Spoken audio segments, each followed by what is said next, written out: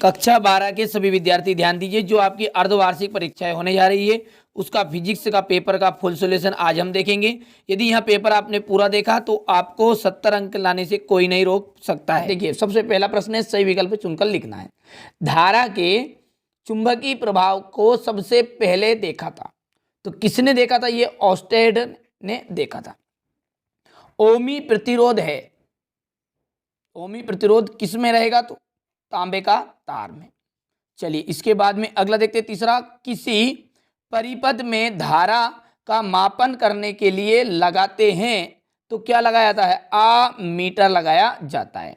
इसके बाद चौथा देखते हैं, टीवी नेटवर्क में प्रयुक्त तरंगे होती है, वो कौन सी तरंगे होती है उसमें? तो होती है अल्ट्रा उच्च आवृत्ति की रेडियो तरंगे। चलिए, पांचवा देखते हैं अगला, कि विद्युत सेल स्रोत है। विद्युत सेल स्रोत है विद्युत ऊर्जा का। यांत्रिक ऊर्जा को विद्युत ऊर्जा में बदलने वाली युक्ति को हम कहते हैं एसी डायनेमो। क्या कहते हैं उसे? AC dynamo. अंडरवुड एलसी का मात्रक है, तो इसका मात्रक बनेगा आपका सेकेंड। दिष्ट धारा की आवृत्ति रिक्त स्थान होती है, तो दिष्ट धारा की जो आवृत्ति है वो होती है लगभग 0 के बराबर। परमाणु का आकार लगभग 10⁻⁻10 होती है, ठीक है। टेस्ला का जो मात्रक है, मीटर भी लिखना आपको यहां पर, इसमें टेस्ला का मात्रक है, तो टेस्ला का जो है वहां किसका मात्रक है? वो चुंबकीय क्षेत्र का मात्रक है।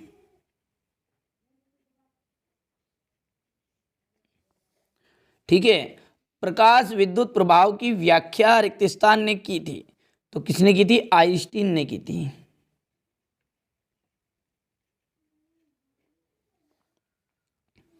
आदर्श प्रेरकत्व का ओमी प्रतिरोध रिक्त स्थान होता है, तो यहां पर देखिए इसका आ जाएगा 0। अर्धचालक का प्रतिरोध ताप गुणांक का कैसा होता है? ऋणात्मक होता है। और अंतिम जो है, संट के उपयोग से धारामापी की रिक्त स्थान कम हो जाती है, तो सुग्राहिता कम होती है।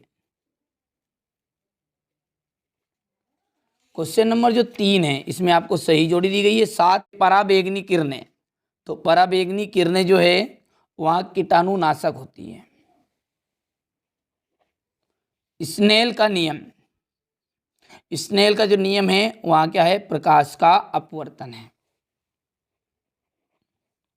सिलिकॉन, इसका मिलान हो जाएगा आपका शुद्ध अर्धचालक।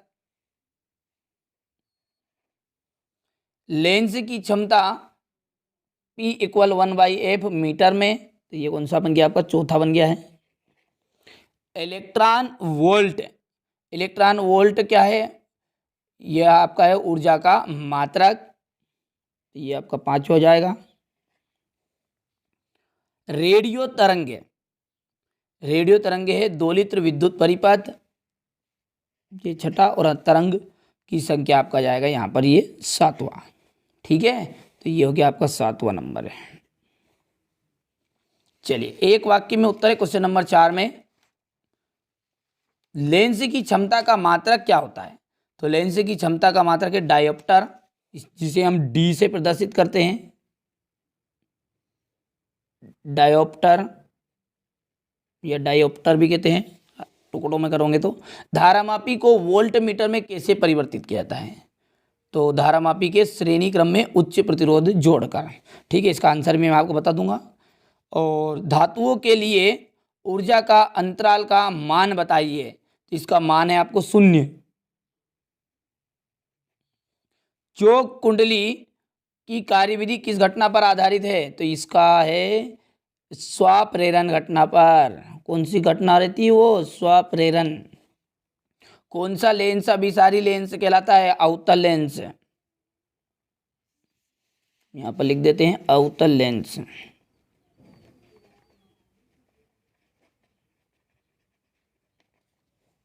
ठीक है। चुंबकीय क्षेत्र का विमी सूत्र है, तो चुंबकीय क्षेत्र का विमी सूत्र ठीक है, ये सॉरी गलती से यहाँ पर इसका है ये। और दृश्य तरंगों का तरंग दैर्घ्य परास होगी तो इसका दृश्य तरंग वाला का जाएगा 3900